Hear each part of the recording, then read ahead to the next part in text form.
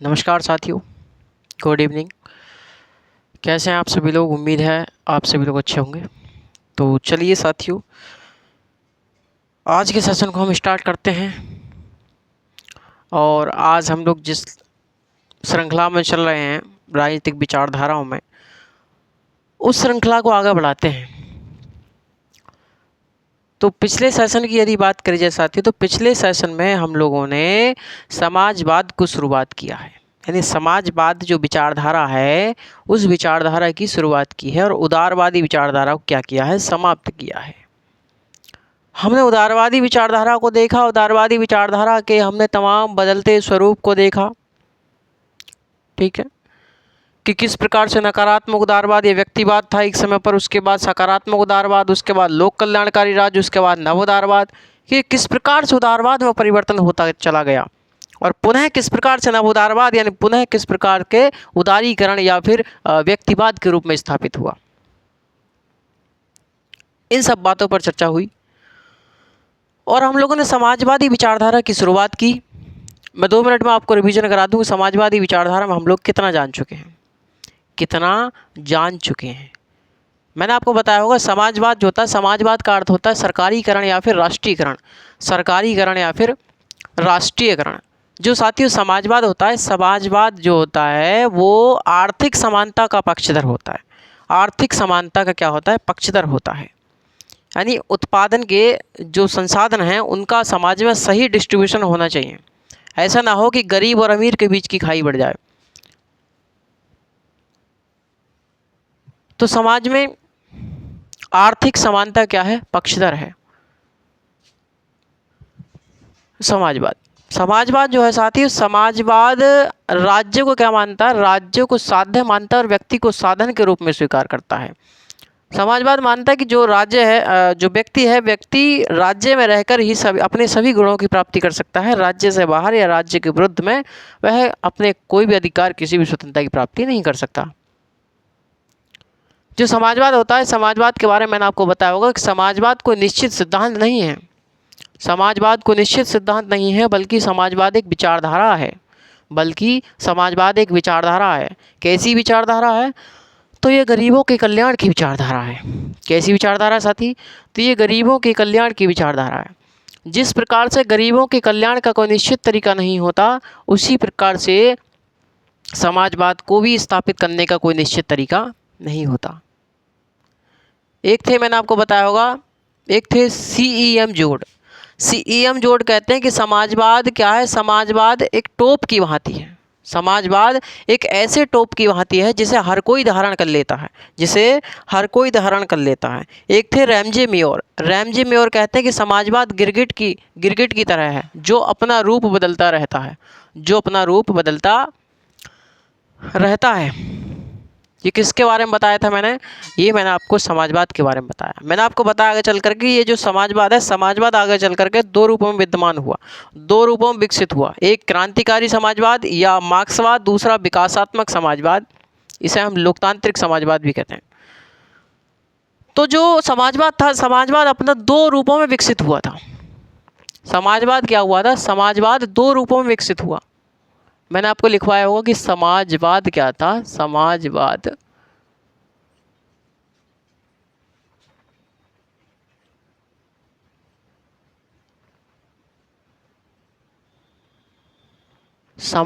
क्या था मेरे साथी? समाजवाद 2 रूपों में विकसित हुआ।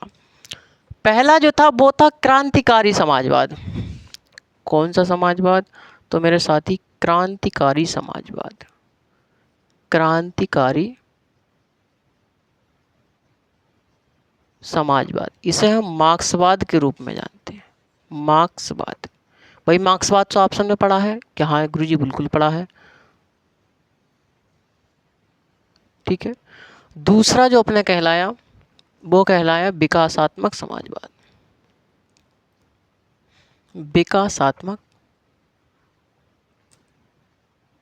समाजवाद, इन दोनों में अंतर क्या था? मैंने आपको बताया होगा कि जो क्रांतिकारी समाजवाद है और जो विकासात्मक समाजवाद है, इन दोनों में अंतर है। कि भैया जो क्रांतिकारी समाजवाद है, क्रांतिकारी समाजवाद एक ऐसी विचारधारा है जो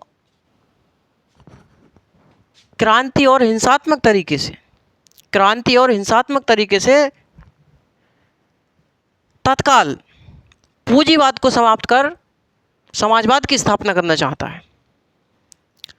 मैंने आपको बताया कि भाई ये जो विचारधारा है, ये जो क्रांतिकारी समाजवाद विचारधारा है, ये एक ऐसी विचारधारा है जो क्रांति और हिंसात्मक तरीके से, क्रांति और हिंसात्मक तरीके से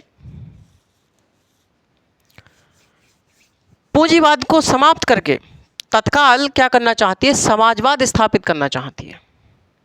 वही जो विकासात्मक जो समाजवाद है, विकासात्मक समाजवाद क्रांति और हिंसात्मक तरीके के स्थान पर, क्रांति और हिंसा के स्थान पर संवैधानिक तरीके से, किस तरीके से भैया, संवैधानिक तरीके से, शांतिपूर्ण तरीके से समाजवाद स्थापित करना चाहती है। तो ऐसी विचारधाराओं को हम क्या बोलते हैं, विकासात्मक समाजवाद बोलते हैं, विकासात्मक समाजवाद बोलते हैं। हम देखते हैं आज क्रांतिकारी समाजवाद।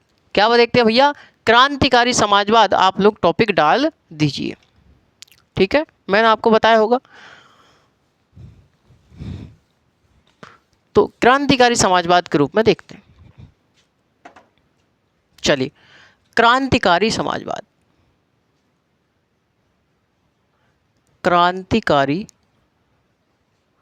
समाजवाद, ठीक है भैया। अब क्रांतिकारी जो समाजवाद है, ठीक है, इसमें हम लोग देखें तो ये क्या है कि ऐसी विचारधारा है ये, इसे हम लोग मार्क्सवाद के रूप में भी जानते हैं। मार्क्सवाद, मूल रूप से इसमें मार्क्सवाद को ही पढ़ना है हमको, ठीक है। ऐसी विचारधारा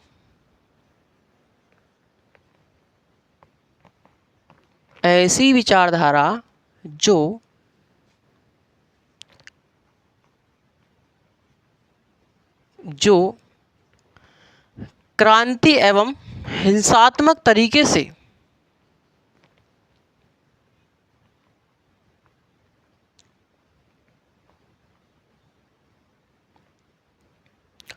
क्रांति एवं हिंसात्मक तरीके से तत्काल पूंजीवाद को समाप्त कर, तत्काल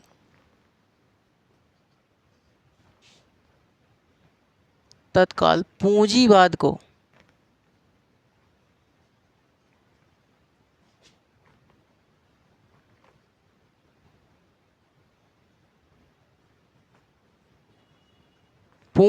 को समाप्त कर, तत्काल पूंजीवाद को समाप्त कर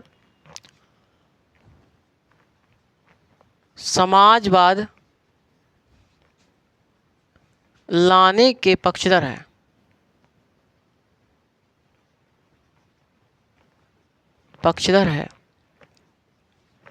ऐसी विचारधारा को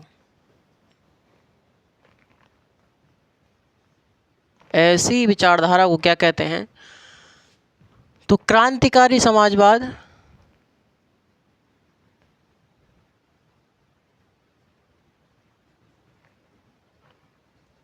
या मार्क्सवाद कहते हैं।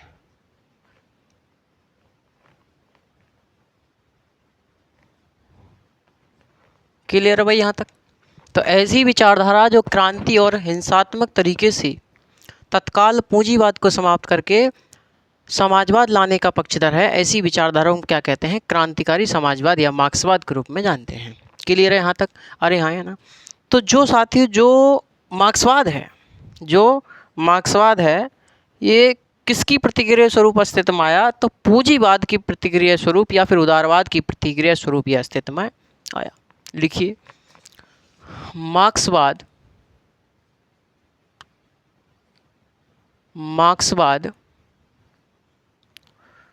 पूंजीवाद की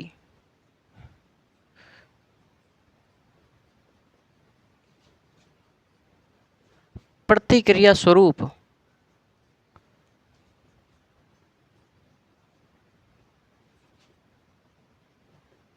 अस्तित्व में आया। तो मार्क्सवाद जो आया वो पूंजीवादी व्यवस्था पूंजीवाद, या फिर हम इसे बोल दें उदारवाद। हाँ, उदारवाद का ही जो प्रथम रूप था, नकारात्मक उदारवाद, व्यक्तिवाद या पूंजीवाद। तो मार्क्सवाद का क्या था? मार्क्सवाद जो है, मार्क्सवाद पूंजीवाद या उदारवाद की प्रतिक्रिया स्वरूप क्या आया? अस्तित्व में आया। क्लियर है यहाँ तक? जो मार्क्सवाद है साथियों, मार्क्सवाद ऐतिहासिक पद्धति और द्वंद्वात्मक पद्धति में विश्वास करता है। मार्क्सवाद किन किन पद्धति में विश्वास करता है? तो जो मार्क्सवाद है, मार्क्सवाद ऐतिहासिक पद्धति,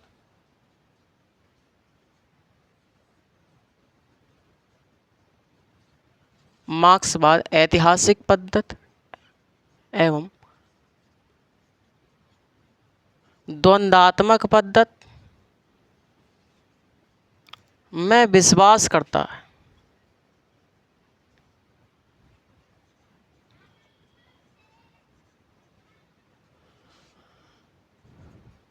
ठीक है भाई। तो मार्क्सवाद जो है, मार्क्सवाद गुरुजी ऐतिहासिक पद्धति और अपने द्वंद्वात्मक पद्धति, इन दोनों पद्धति में क्या करता है? विश्वास व्यक्त करता है। क्लियर है बात? जो मार्क्सवाद है, मार्क्सवाद एक ऐसी समाज की स्थापना करना चाहता है जहां अमीर और गरीब में कोई अंतर ना हो। कुल मिला के कहना चाहें तो मार्क्सवाद एक ऐसे समाज की स्थापना करना चाहता है जिसमें अमीर और गरीब में क्या हो? कोई अंतर ना हो। कुल मिला कहा जाए तो आर्थिक समानता का पक्षधर है। क्या है? आर्थिक समानता का। तो जो मार्क्सवाद है, मार्क्सवाद का है एक ऐसे समाज की स्थापना करना चाहता है, मार्क्सवाद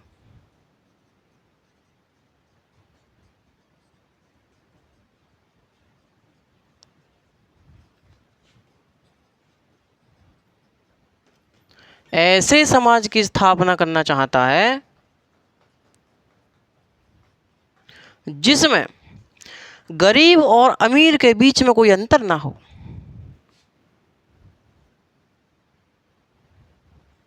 जिसमें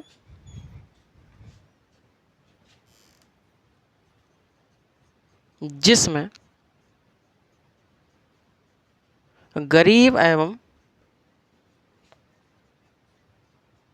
अमीर के बीच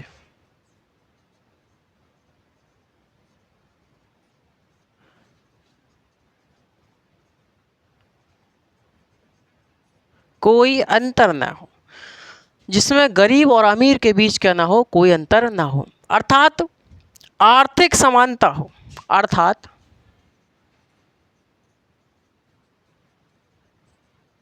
आर्थिक समानता हो। अर्थात क्या हो भैया? आर्थिक समानता हो। अर्थात क्या हो? अर्थात आर्थिक समानता हो। अर्थात क्या हो? आर्थिक समानता हो। अर्थात आर्थिक समानता हो। जो उदारवाद था साथियों, मैंने आपको बताया होगा कि जो उदारवाद था, उदारवाद जो था मेरे साथी, उदारवाद राज्य के सभी वर्गों में क्या करना चाहता था? सभी वर्गों में सामंजस्य स्थापित करना चाहता है। उदारवाद राज्य के सभी वर्गों में क्या करना चाहता है? सामंजस्य स्थापित करना चाहता है, तालमेल स्थापित करना चाहता है। वही जो अपना मार्क्सवाद है। मार्क्सवाद साथियों राज्य को क्या मानता है? राज्य को पूंजीपतियों की रचना मानता है, अमीरों की रचना मानता है। मार्क्सवाद का कहना है कि राज्य क्या है? एक अमीरों की रचना है, पूंजीपतियों की रचना है, और राज्य एक शोषण का उपक्रम है। राज्य का क्या है? शोषण का उपक्रम है ना?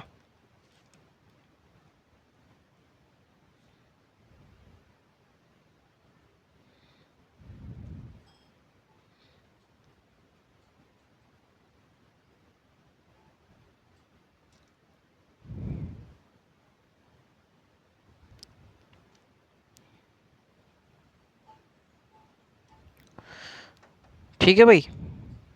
चलिए, इंक की दिक्कत चल रही है भाई, इसलिए आपको दिख नहीं रहा होगा सही से। चलिए तो आगे लिखें।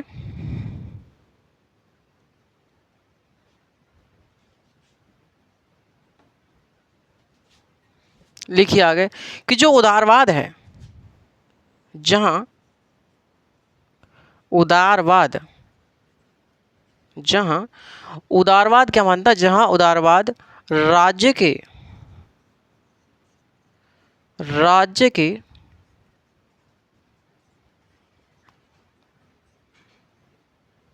सभी वर्गों में तालमेल या सामंजस्य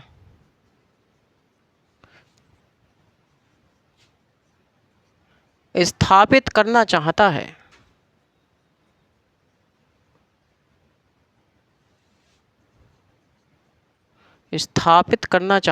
वही समाजवाद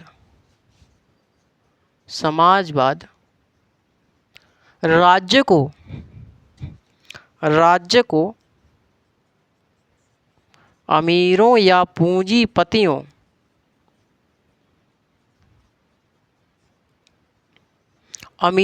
पूंजीपतियों की रचना मानता है और राज्य को एक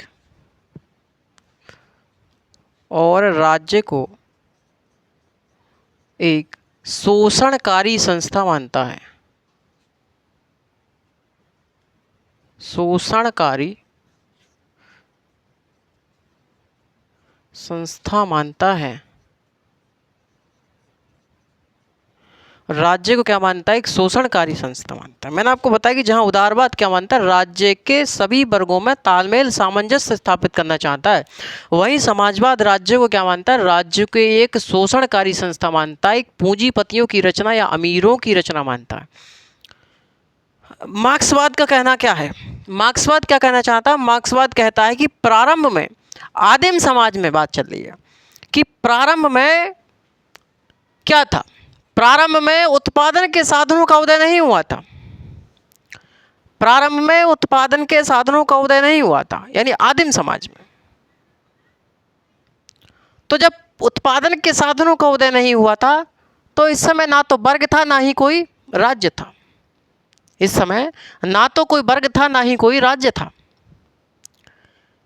लेकिन आगे चलकर के कालांतर में क्या हुआ?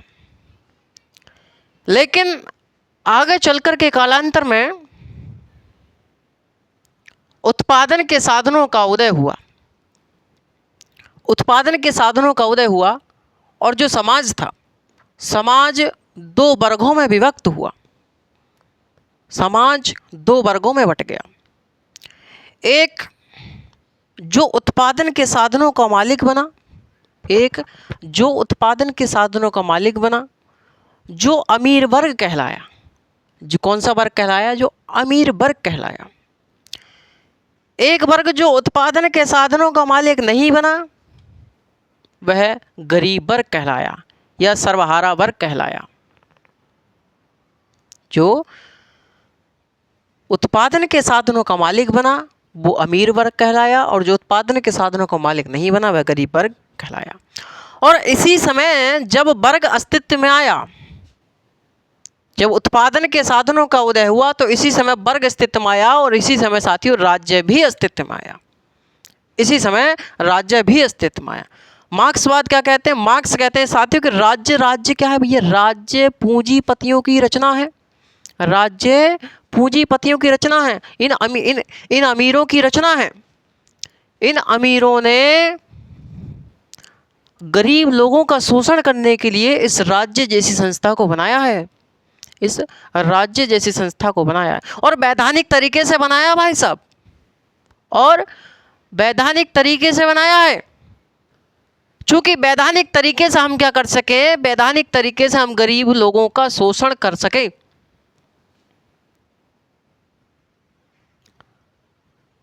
क्लियर है बात यहां तक?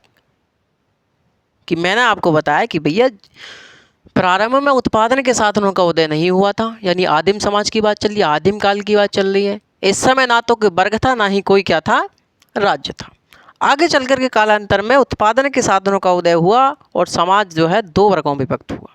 एक वर्ग जो उत्पादन के साधनों का मालिक बना, जो अमीर वर्ग कहलाया, और जो वर्ग उत्पादन के साधनों का मालिक नहीं बना, वो गरीब वर्ग कहलाया, गरीब वर्ग कहलाया। और इसी समय राज्य की भी उत्पत्ति हुई, राज्य भी अस्तित्व में आया और वर्ग भी अस्तित्व में आया। समझे? मार्क्स कहते हैं कि ये जो राज्य है, इस राज्यों को इन अमीरों ने, इन पूंजीपतियों ने बनाया है ताकि ये गरीब लोगों का शोषण कर सके। और वैधानिक तरीके से बनाया भाई साहब, वैधानिक तरीके से इनका शोषण किया जा सके। समझ रहे हैं आप मेरी बात? इसीलिए बनाया है इन अमीरों ने। और क्या कहता है मार्क्स? मार्क्स का एक और कथन है। मार्क्स कहता है कि एक जो राज्य है, राज्य एक वर्ग द्वारा दूसरे वर्ग के शोषण का उपक्रम है। मार्क्स कहता है कि एक जो राज्य है, राज्य एक वर्ग द्वारा यानी अमीर वर्ग द्वारा दूसरे वर्ग यानी गरीब वर्ग के शोषण का उपक्रम है। ये कहना चाहता है मार्क्सवाद कि राज्य एक वर्ग द्वारा दूसरे वर्ग का शोषण का उपक्रम है। ये कौन कहता है? मार्क्स कहता है। मार्क्स कहता है कि जब तक वर्ग रहेगा, जब तक वर्ग रहेगा यानी जब तक राज्य रहेगा तब तक वर्ग रहेगा, तब तक वर्ग रहेगा जब तक राज्य रहेगा। कुल मिलाकर बात ये है। तो मार्क्स कहता है कि जब तक राज्य रहेगा तब तक वर्ग रहेगा, तब तक वर्ग रहेगा, और जब तक वर्ग रहेगा तब तक भाई साहब शोषण होता रहेगा, तब तक शोषण होता रहेगा। कहा जा सकता है कि जब राज्य की समाप्ति होगी, जब राज्य की समाप्ति होगी तो वर्ग की समाप्ति होगी, और जब वर्ग की समाप्ति होगी तो साथियों शोषण की भी समाप्ति होगी। जब शोषण की समाप्ति हो जाएगी तो जो सभी लोग हैं, सभी लोगों का उत्पादन के साधनों पर नियंत्रण स्थापित हो जाएगा। सभी लोगों का उत्पादन के साधनों पर क्या हो जाएगा? नियंत्रण स्थापित हो जाएगा। और क्या होगी? और साम्यवाद की उत्पत्ति होगी, साम्यवाद की उत्पत्ति होगी। चलिए इतना लिखें, इतना आप लोग लिखने स्टार्ट कीजिए। आगे लिखें, मार्क्सवाद का मानना है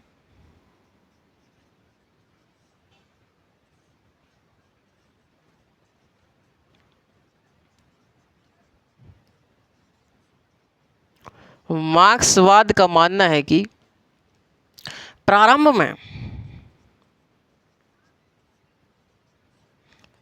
में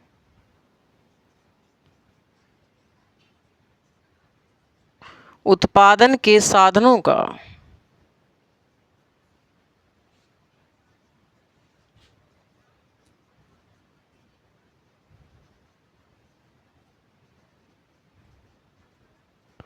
प्रारंभ में उत्पादन के साधनों का उदय नहीं हुआ था। इस समय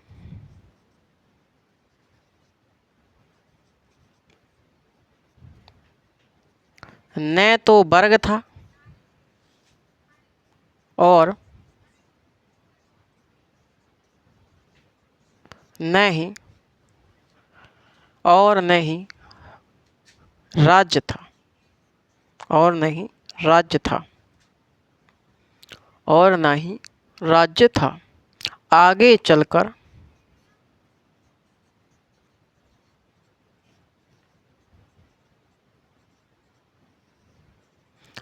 चलकर कालांतर में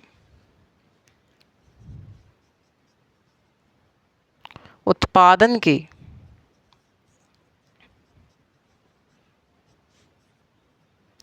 साधनों का उदय हुआ,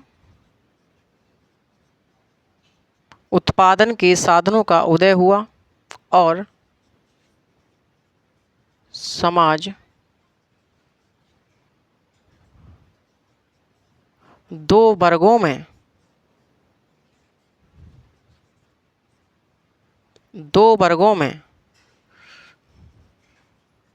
विभक्त हुआ, दो वर्गों में विभक्त हुआ।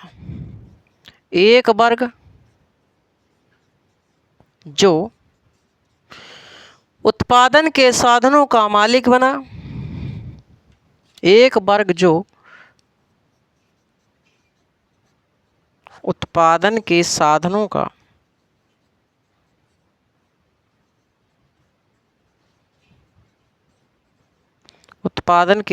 का मालिक बना, वह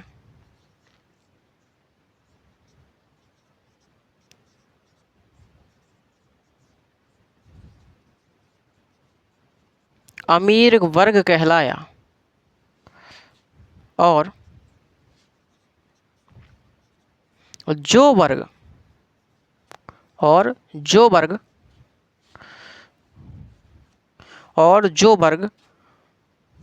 उत्पादन के साधनों का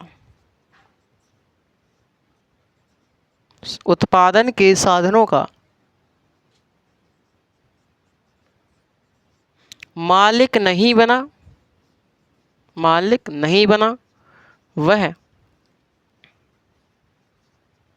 गरीब वर्ग कहलाया।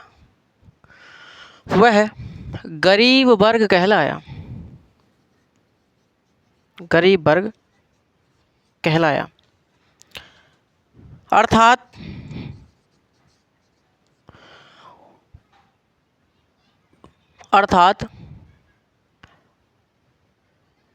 वर्गों की उत्पत्ति के साथ ही राज्य की उत्पत्ति भी हुई।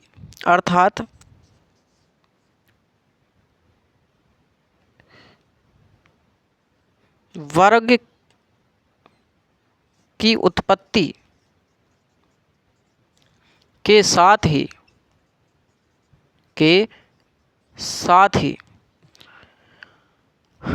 वर्ग की उत्पत्ति के साथ ही राज्य की भी उत्पत्ति हुई।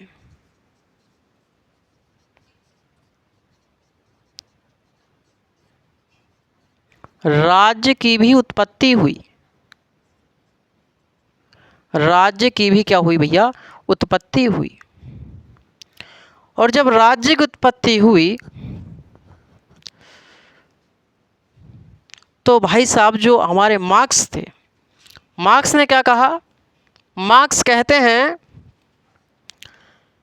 कि जो राज्य है, राज्य पूंजीपतियों की रचना है। इन अमीरों ने, इन पूंजीपतियों ने क्या बनाया है? राज्य को गरीब लोगों का शोषण करने के लिए बनाया है। आगे लिखें, मार्क्स के अनुसार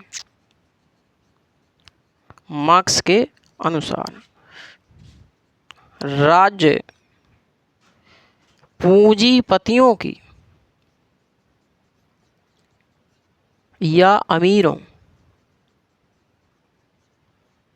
की रचना है,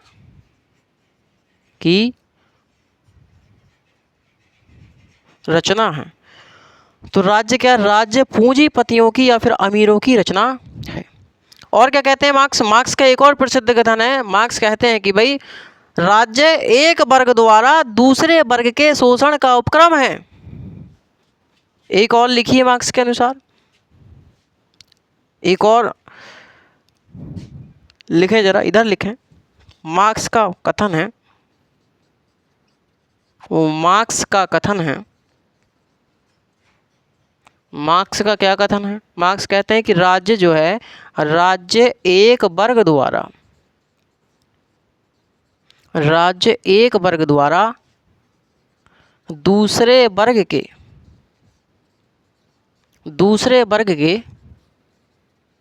शोषण का उपक्रम है। ठीक है, क्लियर है बात? तो मैंने आपको बताया कि भैया मार्क्स का मानना ये था कि प्रारंभ में उत्पादन के साधनों का उदय नहीं हुआ था। जब प्रारंभ में उत्पादन के साधनों का उदय नहीं हुआ था तो इस समय ना तो वर्ग था, ना ही कोई राज्य था।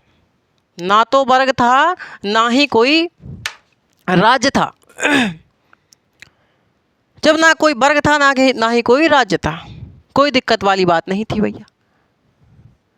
सभी लोग प्रेम से रह रहे थे, मिलजुल कर रहते थे, अपने पराये की कोई लालसा नहीं थी। इसी बीच में आगे चल करके क्या हो गया? इसी बीच में आगे चल करके हुआ ये कि आगे चल करके उत्पादन के साधनों का उदय हो गया भाई साहब। इस समय समाज दो वर्गों में बट गया। इस समय समाज दो वर्गों में बट गया। एक समाज जो अमीर वर्ग बना, जिसके पास उत्पादन के साधनों का जो मालिक बना, जिसके पास उत्पादन के साधन के जो मालिक बना, वो साथियों वो अपना अमीर वर्ग या पूंजीपति वर्ग कहलाया। और जो वर्ग उत्पादन के साधनों का मालिक नहीं बना, वह गरीब वर्ग या सर्वहारा वर्ग के रूप में जाना गया। और इसी समय राज्य की भी उत्पत्ति हुई।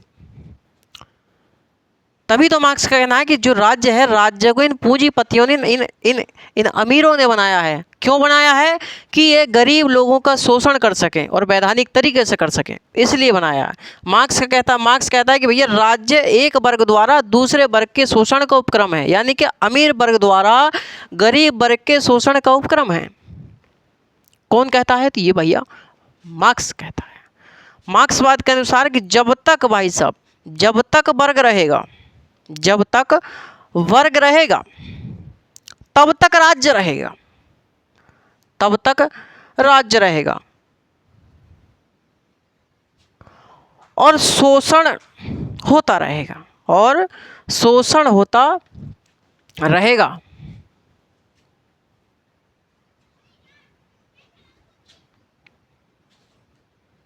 और क्या होता रहेगा? शोषण होता रहेगा। यदि कहा जाए तो राज्य जो वर्ग है, वर्ग की समाप्ति के साथ ही राज्य की समाप्ति हो जाएगी। और जब राज्य की समाप्ति हो जाएगी तो साथियों उत्पादन के साधनों पर क्या होगा? सभी का साझा नियंत्रण हो जाएगा।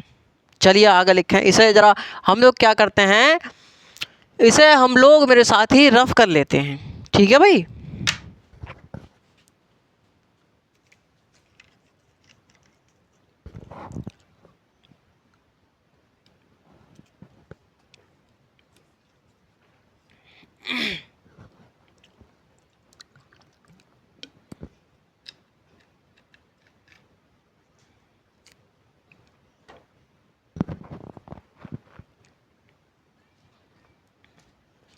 ठीक, चलिए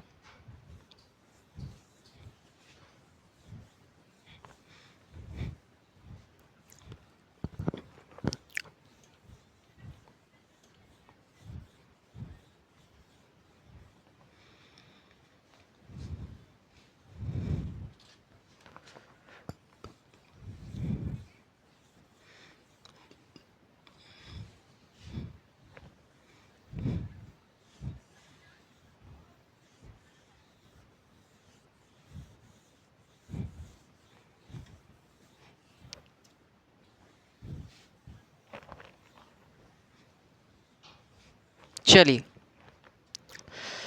तो मैंने आपको बताया कि भैया जब तक वर्ग रहेगा तब तक राज्य रहेगा। लिखिए, मार्क्सवाद के अनुसार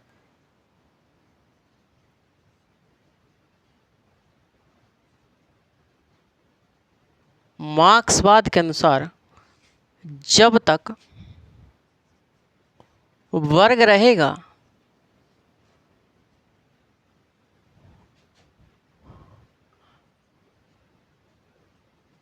तब तक क्या रहेगा? तब तक राज्य रहेगा,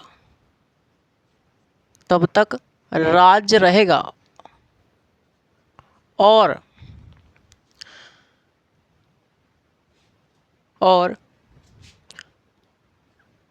एक वर्ग दूसरे वर्ग का शोषण भी करता रहेगा। और एक वर्ग दूसरे वर्ग का शोषण भी करता रहेगा, शोषण भी एक वर्ग दूसरे वर्ग का शोषण भी करता रहेगा। अतः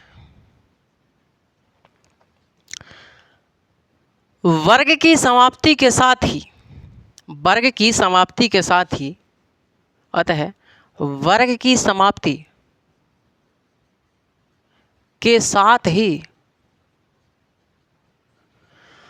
वर्ग की समाप्ति के साथ ही राज्य भी स्वतः समाप्त हो जाएगा। राज्य भी स्वतः समाप्त। राज्य भी स्वतः समाप्त हो जाएगा और उत्पादन के साधनों पर सभी का साझा नियंत्रण स्थापित हो जाएगा। सभी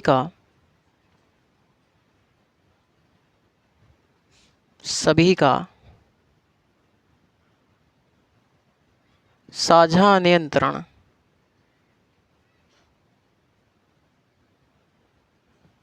स्थापित हो जाएगा।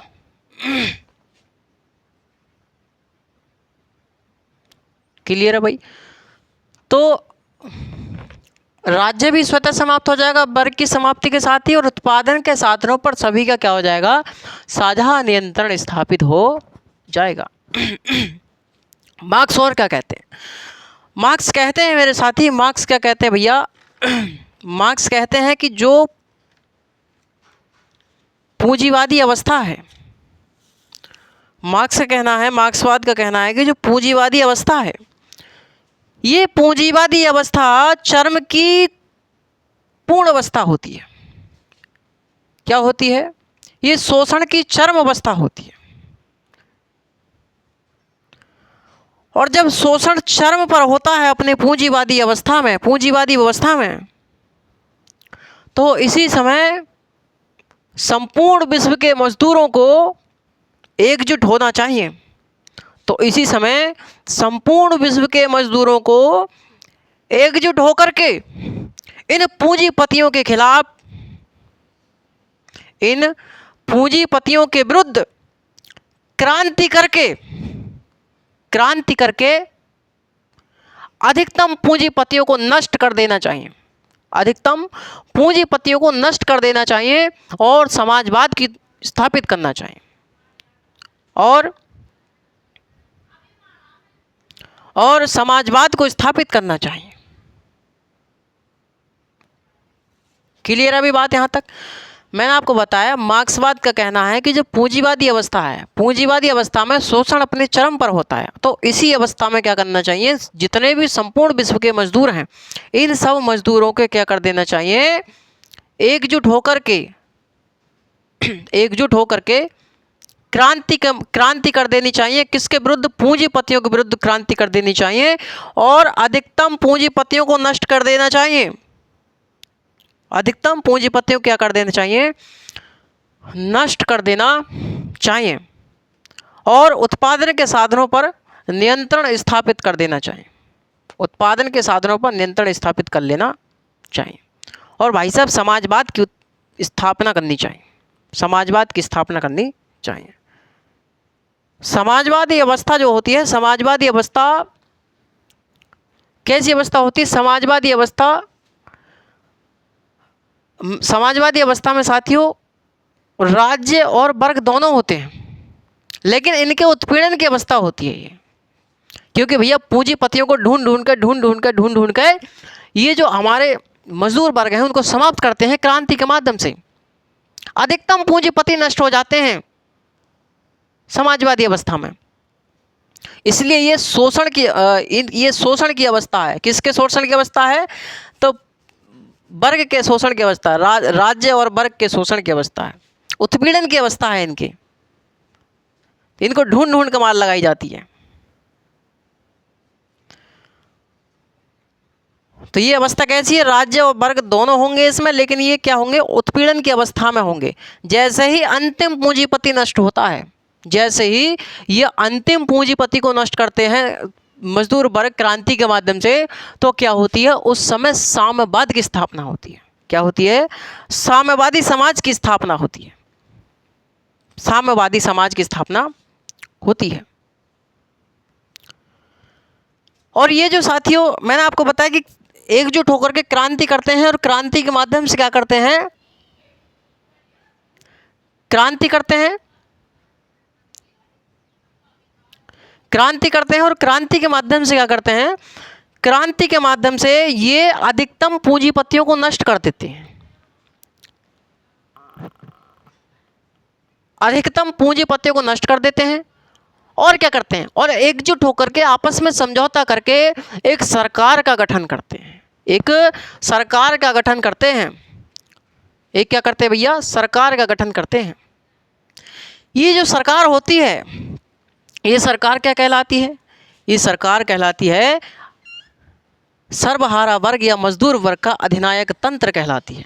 तो ये जो सरकार कहलाती है, जो सर्वहारा वर्ग द्वारा या मजदूर वर्ग द्वारा एकजुट होकर के बनाई गई है, ये सरकार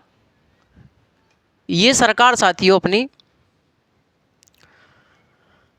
सर्वहारा वर्ग का अधिनायक तंत्र कहलाती है। इसका मुख्य उद्देश्य क्या होता है, इसका मुख्य उद्देश्य होता है जो बचे हुए पूंजीपति हैं उनको ढूंढ ढूंढ करके समाप्त करना, जो बचे हुए पूंजीपति हैं इनको नष्ट करना, और उत्पादन के साधनों को बढ़ाना, और साम्यवाद की स्थापना करना। और साम्यवादी अवस्था जो होती है मेरे साथी, साम्यवादी अवस्था में ना तो कोई वर्ग होता है, साम्यवादी अवस्था में ना तो कोई वर्ग होता है भाई साहब, ना तो कोई वर्ग होता है और ना ही कोई राज्य होता है। जब वर्ग और राज्य दोनों नहीं होते हैं, इस समय उत्पादन के साधनों पर सभी का क्या होता है, सभी का साझा नियंत्रण होता है। तो इस समय उत्पादन के साधनों पर सभी का साझा नियंत्रण होता है। क्लियर है भाई बात है? अरे हाँ या ना? तो साम्यवादी अवस्था क्या होती है, ऐसी अवस्था जिसमें ना तो कोई वर्ग होगा ना ही कोई राज्य होगा। इसमें क्या होगा, उत्पादन के साधनों पर सभी का साझा नियंत्रण होगा, सभी व्यक्ति अपनी क्षमता के अनुसार कार्य करते हैं और आवश्यकता के अनुसार वेतन पाते हैं मेरे साथी, आवश्यकता के अनुसार वेतन पाते हैं। यहां तक बात समझ में आ गई ना? अरे हाँ या ना? तो मैंने आपको बताया कि मार्क्स जब एक वर्ग दूसरे वर्ग का शोषण करता है, वर्ग की समाप्ति के साथ ही राज्य समाप्त हो जाएगा, उत्पादन के साधनों सभी का साझा नियंत्रण हो जाएगा, है ना? तो आगे लिखें, मार्क्सवाद का मानना है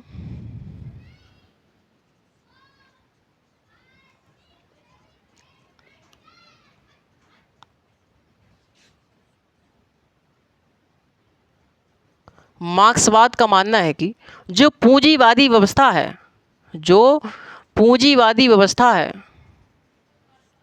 पूंजीवादी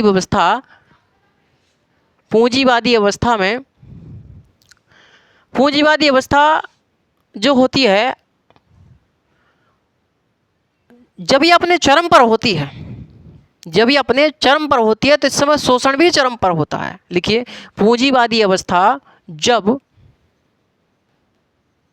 अपने चरम पर होती है, पूंजीवादी अवस्था जब अपने चरम पर होती है, तो इस समय शोषण भी चरम पर होता है, तो इस समय शोषण भी चरम पर होता है।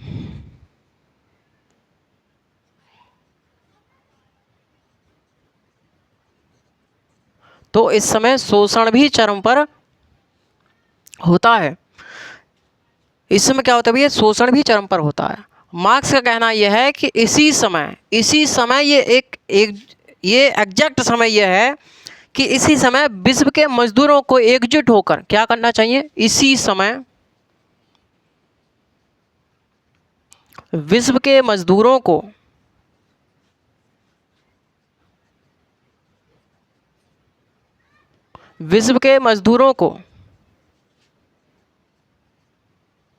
एकजुट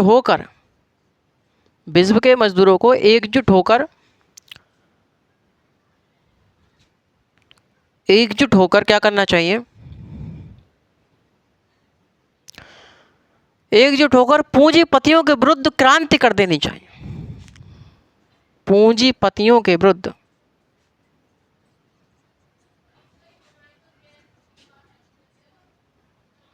पूंजीपतियों के विरुद्ध क्रांति कर देनी चाहिए।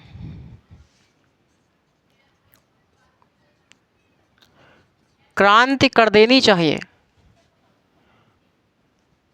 और अधिकतम पूंजीपतियों को नष्ट करके अधिकतम पूंजीपतियों को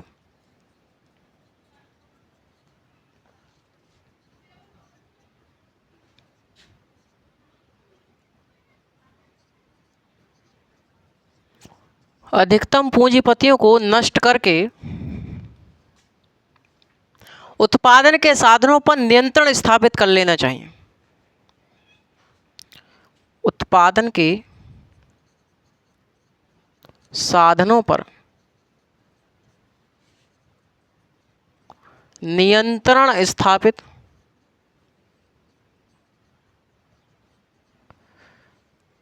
कर लेना चाहिए। नियंत्रण स्थापित कर लेना चाहिए और समाजवाद की स्थापना करनी चाहिए। और समाजवाद की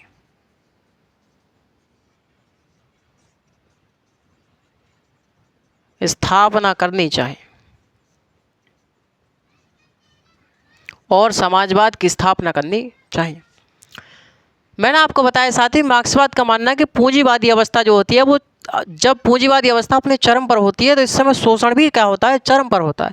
इसी समय विश्व के मजदूरों को एकजुट होकर पूंजीपतियों के विरुद्ध क्रांति कर देनी चाहिए और अधिकतम पूंजीपतियों को नष्ट कर देना चाहिए और उत्पादन के साधनों पर नियंत्रण स्थापित करके समाजवाद की स्थापना करनी चाहिए।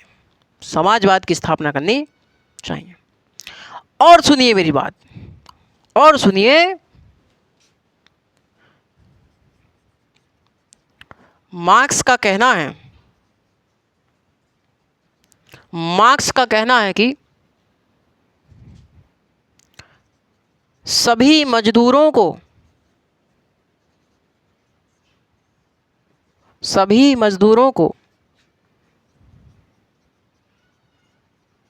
आपस में समझौता करके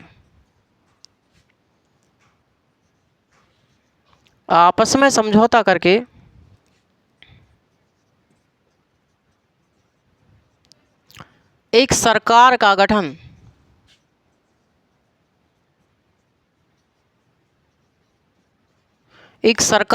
करना चाहिए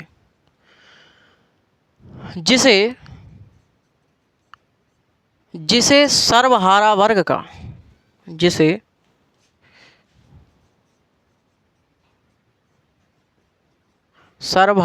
का अधिनायक तंत्र कहा जाएगा।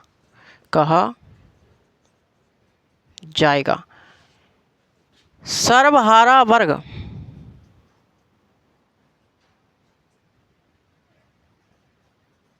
या मजदूर वर्ग,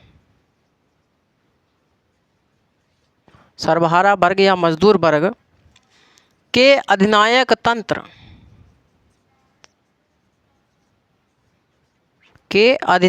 तंत्र का मुख्य उद्देश्य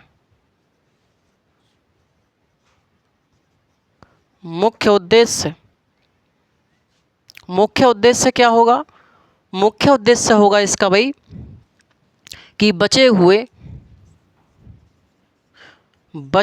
पूंजीपतियों को नष्ट करना, ढूंढ के बचे हुए पूंजीपतियों को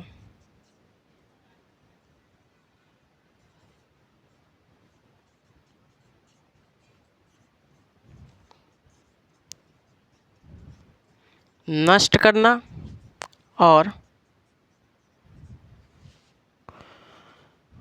पूंजीपतियों को नष्ट करना तथा उत्पादन के साधनों को बढ़ाना,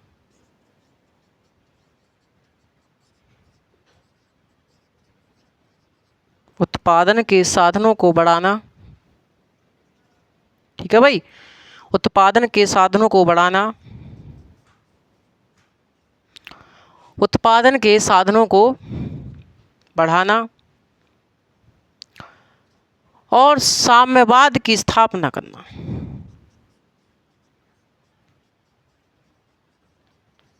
और साम्यवाद की स्थापना करना, ये इसका क्या माना जाता है? मुख्य उद्देश्य माना जाता है। तो सर्वहारा वर्ग के अधिनायक तंत्र का मुख्य उद्देश्य क्या है? इसका मुख्य उद्देश्य ये है कि जो बचे हुए पूंजीपति हैं उनको नष्ट कर देना है भाई साहब, कतई पूरी तरीक़ा से। दूसरा, जो उत्पादन के साधन हैं उनको बढ़ा देना है और साम्यवाद की स्थापना करनी है। साम्यवादी अवस्था क्या होती है? साम्यवादी अवस्था वह अवस्था होती है जिसमें ना तो कोई वर्ग होता है ना ही कोई राज्य होता है। उत्पादन के साधनों पर सबका साझा नियंत्रण होता है। अमीर और गरीब के बीच की खाई जो है बिल्कुल शांत होती है, कोई दिक्कत बात नहीं है। आर्थिक समानता होती है। लोग अपनी क्षमता के अनुसार कार्य करते हैं और आवश्यकता के अनुसार धन पाते हैं। चलिए लिखिए, साम्यवादी अवस्था वह अवस्था होती है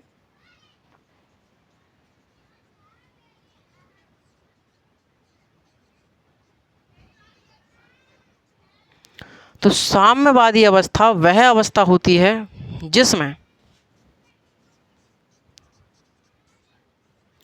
न तो वर्ग होता है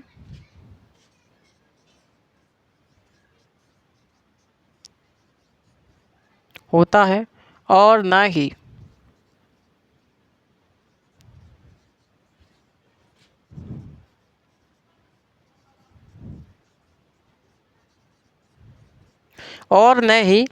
राज्य होता है, जिसमें ना तो वर्ग होता है ना ही क्या होता है भैया, राज्य होता है।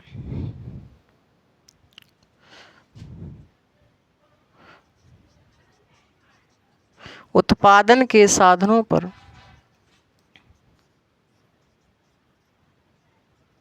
सभी का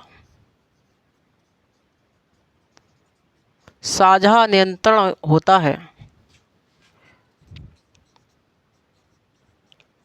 साझा नियंत्रण होता है। सभी का क्या होता है? साझा नियंत्रण होता है। सभी व्यक्ति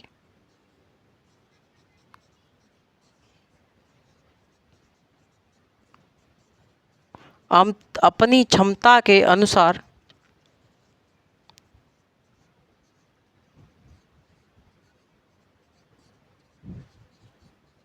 कार्य करते हैं और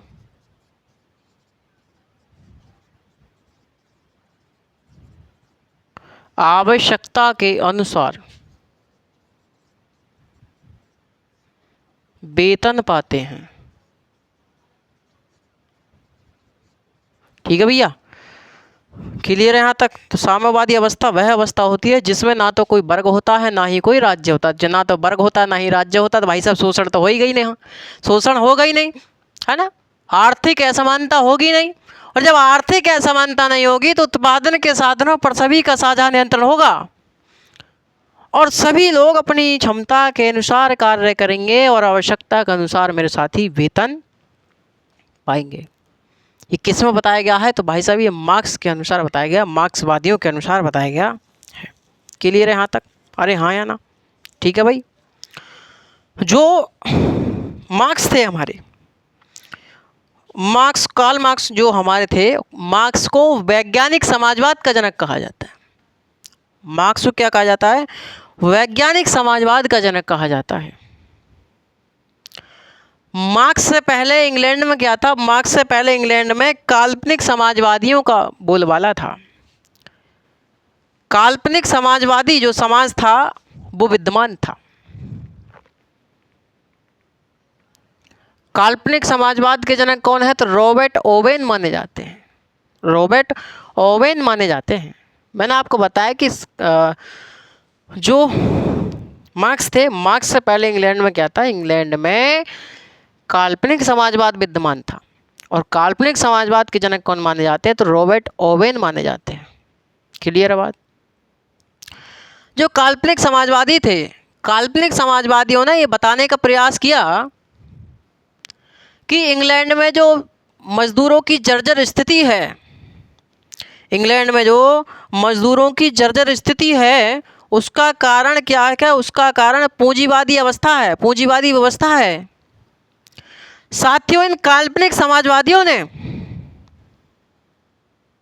इंग्लैंड में मजदूरों की जर्जर स्थिति का कारण पूंजीवादी व्यवस्था को बताया, लेकिन इससे कैसे बाहर निकला जाए इसका समाधान इन्होंने नहीं बताया। इसका समाधान इन्होंने नहीं बताया कि कैसे इसको समझा, इसको कैसे इससे बाहर निकला जाए। और काल्पनिक समाजवाद के स्थान पर ये जो अपनी पूंजीवादी व्यवस्था है, जो पूंजीवादी व्यवस्था के बारे में बता रहे हैं काल्पनिक समाजवादी, कभी इंग्लैंड में मजदूरों की जर्जर स्थिति का कारण पूंजीवादी व्यवस्था है, लेकिन इस पूंजीवादी व्यवस्था से कैसे बाहर निकला जाए इसका इन काल्पनिक समाजवादियों ने इसका तोड़ नहीं बताया, इसका सॉल्यूशन नहीं दिया। इसीलिए साथियों बेपर हैं, इसलिए बेपर कहते हैं कि काल्पनिक समाजवादियों ने एक सुंदर गुलाब के पुष्प की कल्पना तो की, एक सुंदर गुलाब के पुष्प की कल्पना तो की, लेकिन उसके लिए ज़मीन तैयार नहीं की, भूमि तैयार नहीं करी। यहाँ तक बात आ रही है समझ में भाई? अरे हाँ या ना? चलिए सही है, बहुत अच्छे, है ना। और साथियों मैंने आपको बताया कि इन्होंने भैया कैसे पूंजीवाद को समाप्त किया जाए और पूंजीवाद के स्थान पर कैसे समाजवाद की स्थापना की जाए, इन्होंने इसका तोड़ ये नहीं बताया, इस बारे में नहीं बताया। लेकिन जो अपने मार्क्स ने साथियों ये भी बताया कि किस प्रकार से इंग्लैंड में पूंजीवादी व्यवस्था ने मजदूरों की जर्जर स्थिति कर दी। यानी कि इन्होंने बताने का प्रयास किया कि इंग्लैंड में मजदूरों के जर्जर स्थिति का कारण पूंजीवादी व्यवस्था है। इन्होंने यह भी बताने का प्रयास किया कि किस प्रकार से इस पूंजीवादी व्यवस्था को समाप्त किया जाएगा और इसके स्थान पर कैसे समाजवाद की उत्पत्ति की जाएगी। इसलिए साथियों, इसलिए मार्क्स को वैज्ञानिक समाजवाद का हम जनक कहते हैं। अरे हाँ या ना? ठीक है भैया, चलो ठीक है, इतनी बात लिख लो जरा, है ना। लिखें जरा भाई। लगभग आपकी जो क्लास होगी वो 1.5 घंटे के आसपास होगी। आज आप लोग क्या करें भैया, पढ़ते रहें, लिखते रहें, मौज मस्ती में, लोड ना लें बिल्कुल भी। जितना लिखा दिया है उसी के अकॉर्डिंग आप जो लिखते चलें, उतारते चलें एक एक शब्द। इसलिए मैं आपको लिखने के लिए थ्योरी नहीं बोल रहा हूँ, वरना थ्योरी बोलता तो आप लिखते लिखते परेशान हो जाते। भैया हम भी परेशान हैं लिखते लिखते तो वैसे तो, लेकिन क्या करें, अपना तो जो पढ़ाने का तरीका भैया वो भी ऐसा ही है, एक एक शब्द लिखने का है। तो चलिए, हमें अच्छा लगता है कि हम एक एक शब्द लिखते हैं। होता क्या है कि क्लैरिफाई हो जाता है इस चीज़ में कि हाँ हमने क्या लिखा है और क्या बोला है, समझ रहे हैं। चलिए ज़रा 1 मिनट का मैं ब्रेक चाहूँगा।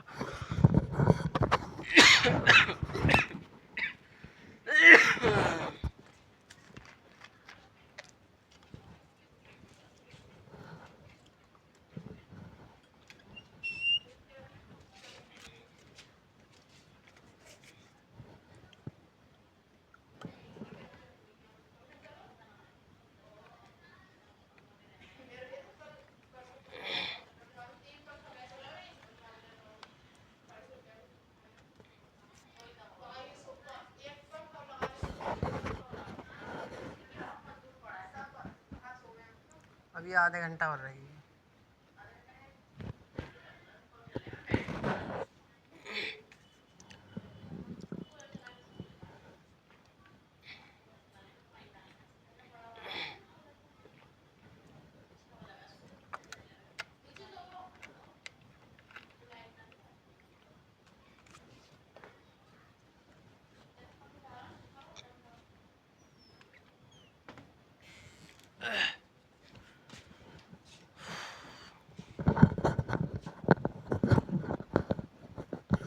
चलिए भाई, चलो देखते हैं। जो मार्क्स थे, अपने मार्क्स को वैज्ञानिक समाजवाद का जनक कहा जाता है। मार्क्स को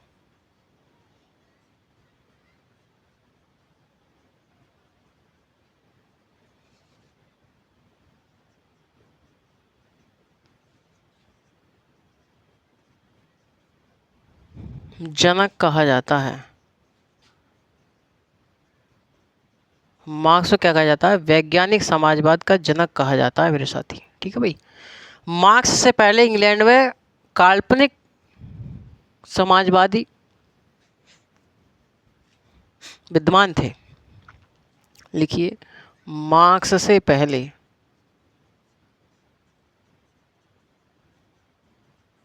इंग्लैंड में,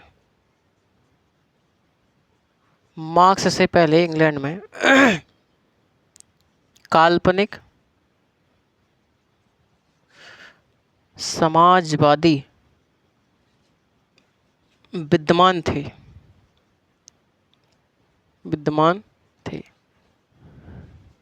काल्पनिक समाजवाद के जनक काल्पनिक समाजवाद के जनक कौन है? रॉबर्ट ओवेन माने जाते हैं।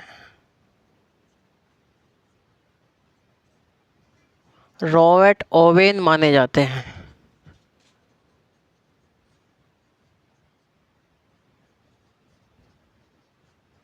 ठीक है भैया।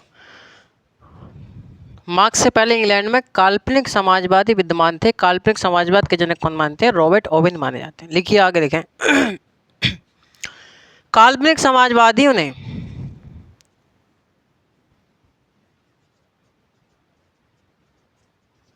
काल्पनिक समाजवादियों ने काल्पनिक समाजवादियों ने इंग्लैंड में मजदूरों की जर्जर हालत का कारण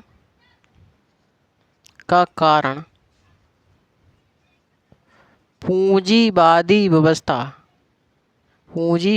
व्यवस्था बताया। लेकिन इससे कैसे बाहर निकला जाए? लेकिन इससे कैसे बाहर निकला जाए?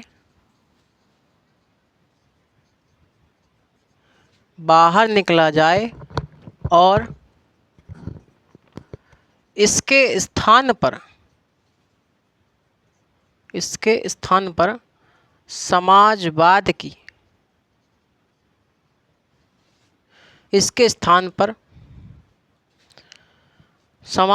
की स्थापना की जाए।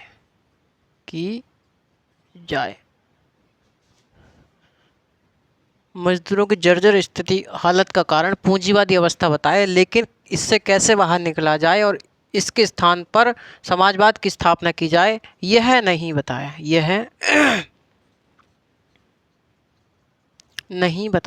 यह भैया नहीं बताया। क्लियर है यहाँ तक? अरे हाँ या ना? अरे हाँ या ना भैया? है ना? वही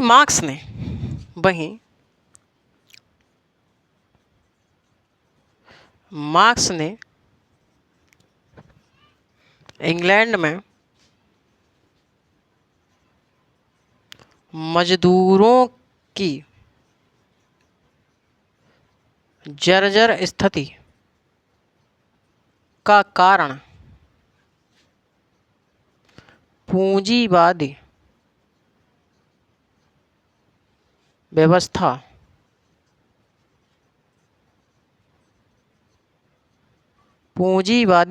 को बताया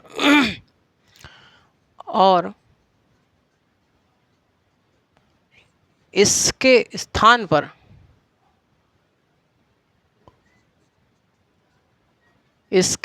पर कैसे समाजवाद कैसे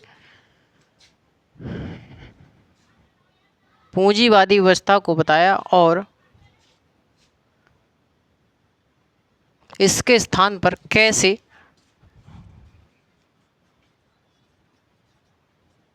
समाजवाद की स्थापना की जाए।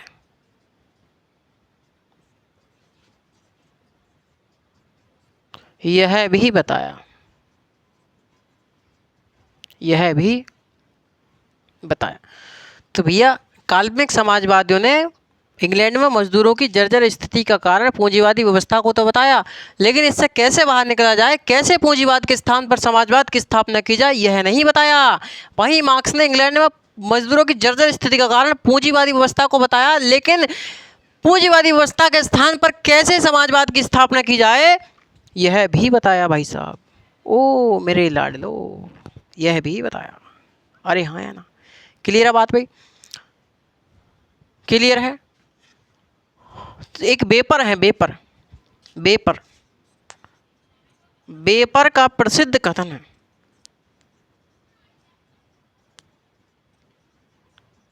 बेपर जो है, बेपर का एक प्रसिद्ध कथन है कि काल्पनिक समाजवादियों ने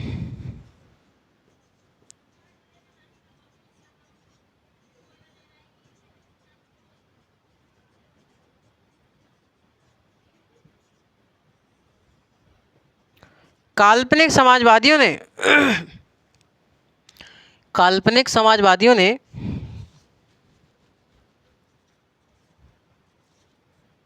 एक सुंदर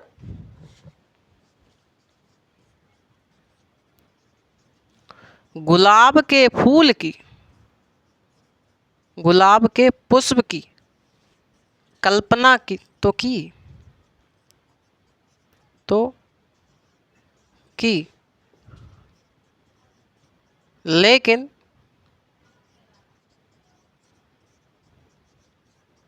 लेकिन उसके लिए जमीन तैयार नहीं की, लेकिन उसके लिए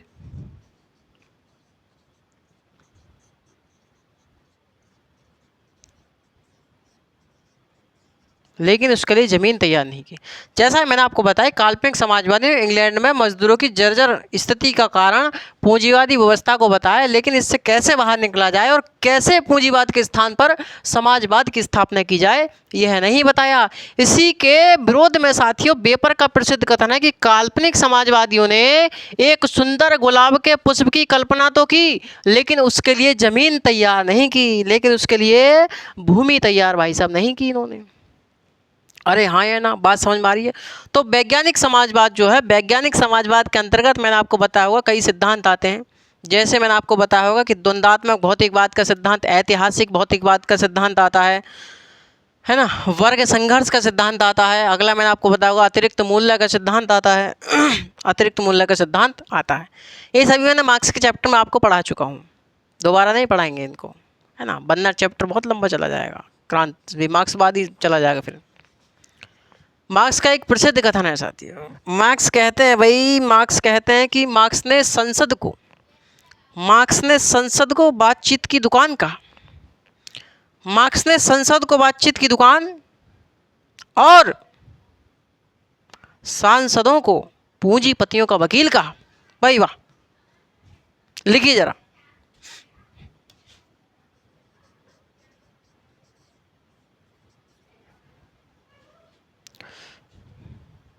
ये लिखें ना लिखें, बातें की है, चाहे आप लोग लिख सकते हैं कि मार्क्स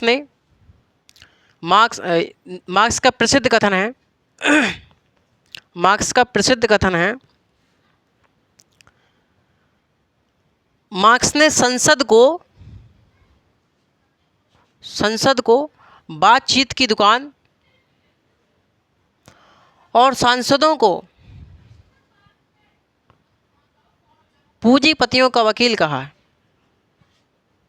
ठीक है, लिखें तो लिख लें ना, तो कोई दिक्कत वाली बात नहीं है। अगला देखें भाई, अगला समझने का प्रयास करें आप लोग। ज़्यादा नहीं बचा है, बस ऐसी बचा है 20-25 मिनट का अपना कंटेंट बचा है, वो आप हम लोग देखते हैं। ठीक है भाई, एक है लॉर्ड एक्टन। लॉर्ड एक्टन क्या कहते हैं, इन्होंने मार्क्सवाद को अपने युग का भ्रम कहा। ये क्वेश्चन पूछा जा चुका है, ध्यान रखिएगा।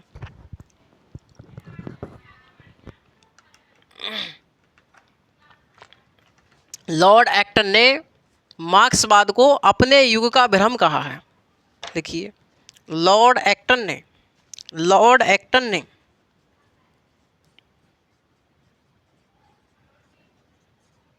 लॉर्ड एक्टन ने लॉर्ड एक्टन ने मार्क्सवाद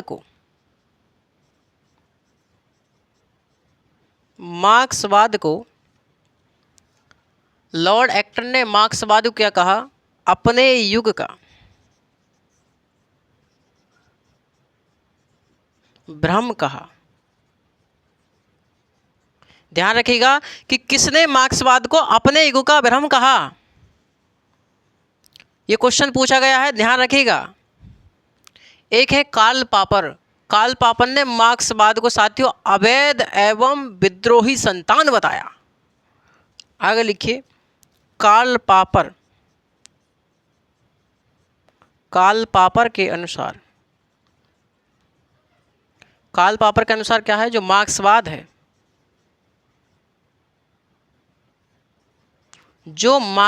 है, मार्क्सवाद अवैध एवं विद्रोही संतान है। मार्क्सवाद अवैध एवं विद्रोही संतान है। ये कौन कहने वाले थे? तो कार्ल पापर थे भाई साहब मार्क्सवाद के बारे में। क्लियर है बात? जो मार्क्सवाद है, मार्क्स ने वस्तुओं के जड़ पूजा के सिद्धांत का प्रतिपादन किया है। नीचे लिख लें, ये क्वेश्चन पूछ सकता है कि मार्क्स ने वस्तुओं के जड़ पूजा के सिद्धांत का प्रतिपादन किया। क्वेश्चन पूछता है कि किसने वस्तुओं के जड़ पूजा के सिद्धांत का प्रतिपादन किया है? तो मार्क्स ने जड़ पूजा के सिद्धांत का प्रतिपादन किया। मार्क्स ने परायपन के सिद्धांत का प्रतिपादन किया है। मार्क्स ने किसका सिद्धांत का प्रतिपादन किया? तो परायपन के सिद्धांत का प्रतिपादन किया है। ये जो परायपन का सिद्धांत है, ये परायपन का सिद्धांत ऐसा माना जाता था कि साथियों, ये जो परायपन का सिद्धांत है, ये जॉर्ज ल्यूकोच के नाम से जाना जाता था। ये जो परायपन का सिद्धांत था, ये सिद्धांत जॉर्ज ल्यूकोच के नाम से जाना जाता था। लेकिन साथियों, जब मार्क्स ने अपनी पुस्तक कौन सी लिखी? Economic and philosophy of manuscript, जब उन्होंने अपनी पुस्तक लिखी तो ऐसा लगा कि जॉर्ज ल्यूकोच से पहले मार्क्स ने परायपन का सिद्धांत दिया था। तो जॉर्ज ल्यूकोच से पहले मार्क्स ने अपने परायपन का सिद्धांत दिया था, ऐसा लगा उनकी पुस्तक को देखते हुए। क्लियर है भाई बात? चलिए रफ करें जरा से, एक बार का हो रहा है, बस हो जाएगा। लगभग 10-15 मिनट की क्लास रह गई है, धैर्य पूर्वक आप लोग उतारते रहें। ये साथ ही सिलेबस भी अपनों को देखते हुए चलना है।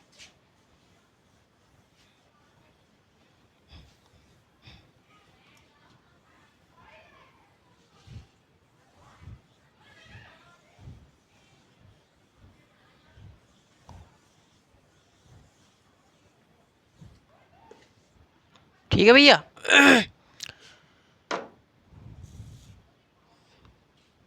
मार्क्स ने किस सिद्धांत का प्रतिपादन किया? तो मार्क्स ने परायपन के सिद्धांत का प्रतिपादन किया। मार्क्स ने साथियों परायपन के सिद्धांत का प्रतिपादन किया है। आगे लिखें, मार्क्स ने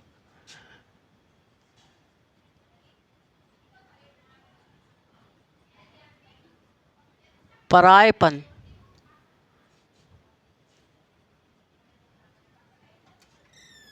परायपन के सिद्धांत का प्रतिपादन किया। तो इन्होंने क्या किया, मार्क्स ने परायपन के सिद्धांत का प्रतिपादन किया। ठीक है भैया, तो इन्होंने परायपन के सिद्धांत का प्रतिपादन किया। यद्यपि यह सिद्धांत किस नाम से, यह सिद्धांत पहले जॉर्ज ल्यूकोच के नाम से जाना जाता था। यद्यपि यह सिद्धांत जॉर्ज ल्यूकोच के नाम से जाना जाता था,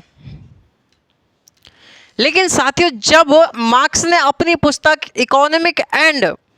economic and philosophy of manuscript जब उन्होंने अपनी पुस्तक लिखी, तो ऐसा लगा कि जॉर्ज ल्यूकोच से पहले परायपन का सिद्धांत भाई साहब मार्क्स ने दिया था, है ना? अरे हाँ या ना, समझ में आ रही बात? चलिए आगे लिखें। यद्यपि यह सिद्धांत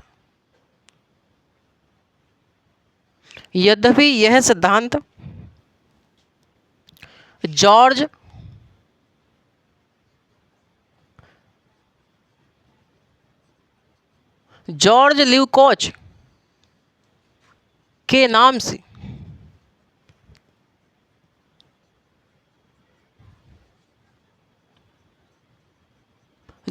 ल्यूकोच के नाम से जाना जाता था, लेकिन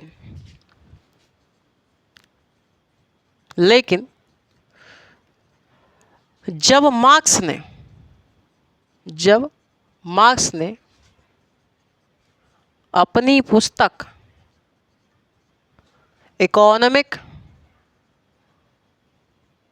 एंड फिलॉसफी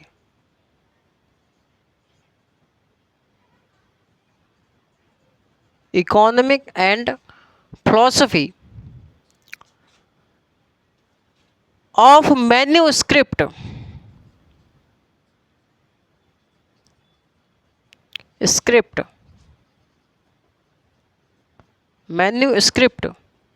जब इन्होंने अपनी पुस्तक लिखी,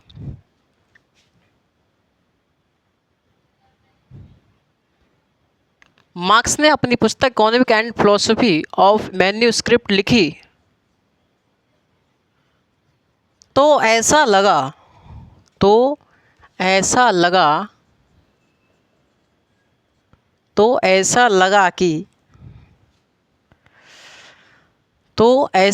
कि जॉर्ज ल्यूकोच से पहले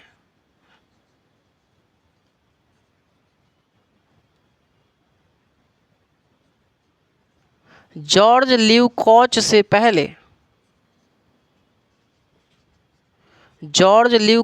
पहले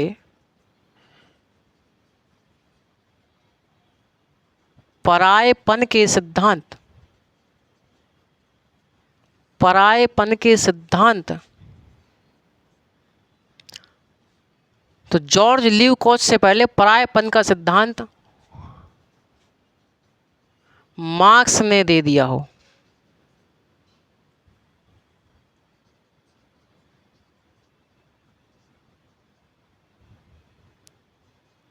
मार्क्स ने दे दिया हो, है ना? क्लियर है बात में यहाँ तक? मार्क्स ने दे दिया हो।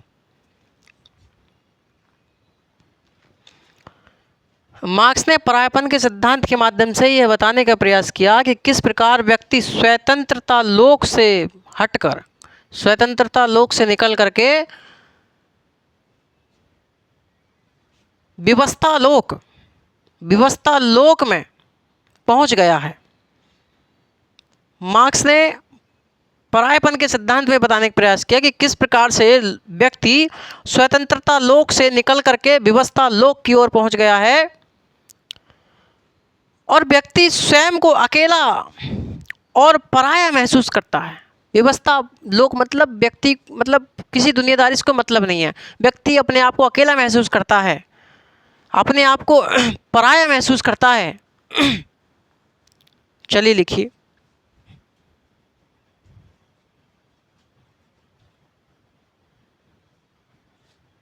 आगे लिखें,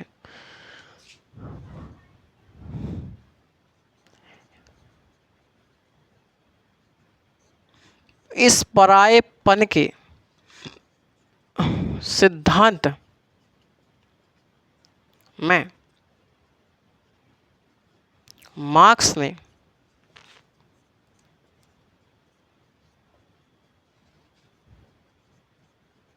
बताने का प्रयास किया कि यह बताने का प्रयास किया कि इस पूंजीवादी अवस्था में, इस पूंजीवादी व्यवस्था में, इस पूंजीवादी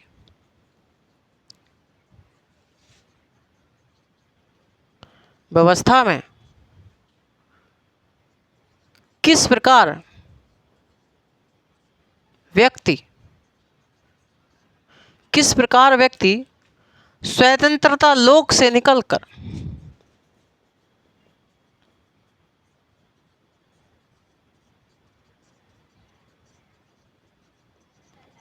स्वतंत्रता लोक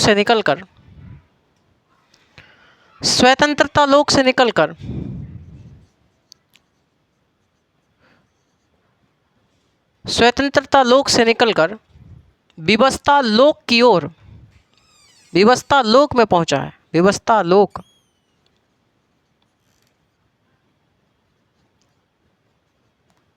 व्यवस्था लोक में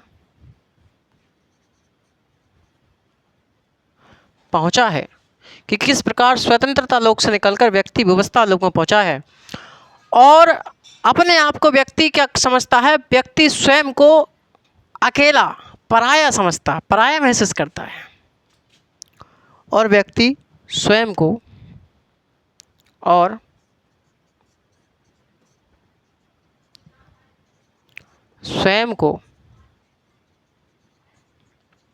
अकेला एवं पराया समझता है।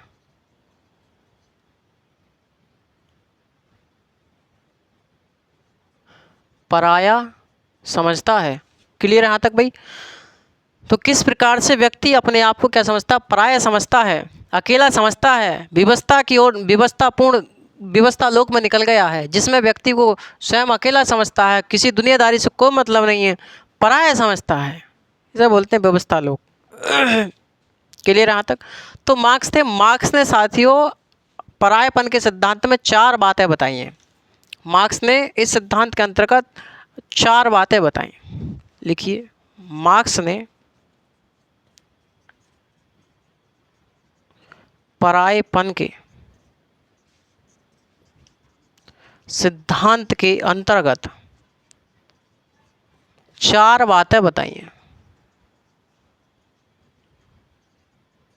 4 बातें बताई। पहला, व्यक्ति क्या कर चुका है? व्यक्ति प्रकृति से कट गया है, व्यक्ति समाज से कट गया है, व्यक्ति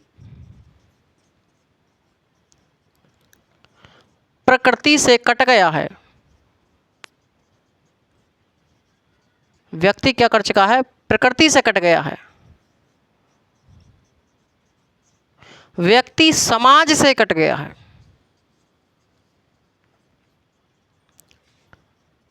व्यक्ति क्या है? व्यक्ति समाज से कट गया है। व्यक्ति परिवार से कट गया है। व्यक्ति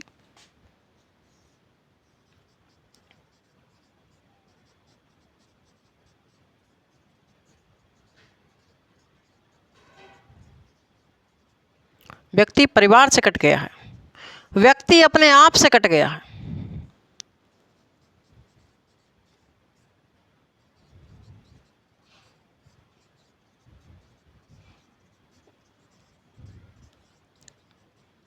व्यक्ति अपने आप से कट गया है। तो परायेपन के सिद्धांत के अनुसार ये 4 बातें इन्होंने बताई कि व्यक्ति प्रकृति से कट गया है, व्यक्ति समाज से कट गया है, व्यक्ति परिवार से कट गया है, व्यक्ति अपने आप से कट गया है। जब ही तो व्यवस्था लोक में पहुंच गया व्यक्ति। जो व्यक्ति स्वयं को अकेला महसूस करता है, स्वयं को पराया समझता है, इसलिए साथ ही इन्होंने परायेपन के सिद्धांत का क्या किया है? प्रतिपादन किया। क्वेश्चन पूछता है कि परायेपन के सिद्धांत मार्क्स ने किस पुस्तक में किया है? किस पुस्तक में किया है? Economic and philosophy of manuscript पुस्तक में इन्होंने किया है। क्लियर है? अरे हाँ या ना? ठीक है भाई, तो बस आज के लिए इतना ही। मार्क्स आगे और भी कुछ कहते हैं। मार्क्स कहते हैं साथियों की जो परायपन का सिद्धांत है, इस साम्यवादी अवस्था में इस परायपन को दूर किया जा सकता है, क्योंकि साम्यवादी अवस्था में जब परायपन को दूर किया जाएगा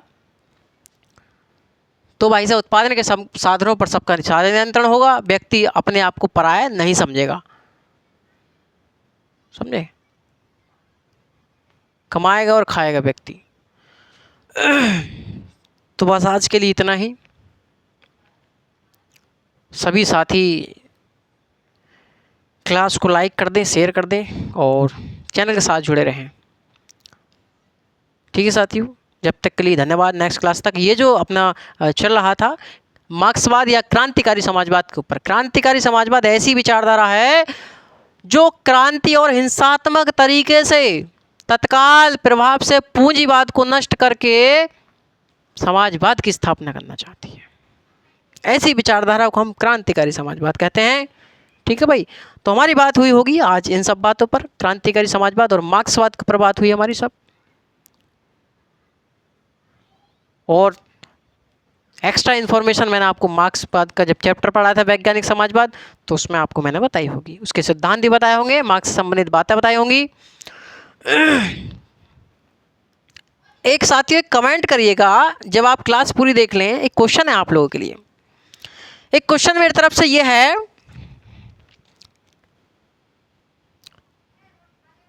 कि ईश्वर ने मनुष्य को नहीं बनाया। ईश्वर ने मनुष्य को नहीं बनाया। ईश्वर ने मानव को नहीं बनाया, बल्कि मानव ने ही ईश्वर का निर्माण किया है। ये किसका कथन है? कमेंट में बताइएगा साथियों। ये क्वेश्चन है आप लोगों के लिए होमवर्क में। तो ठीक है, मिलते हैं नेक्स्ट सेशन में। जब तक के लिए धन्यवाद, नमस्कार, जय हिंद।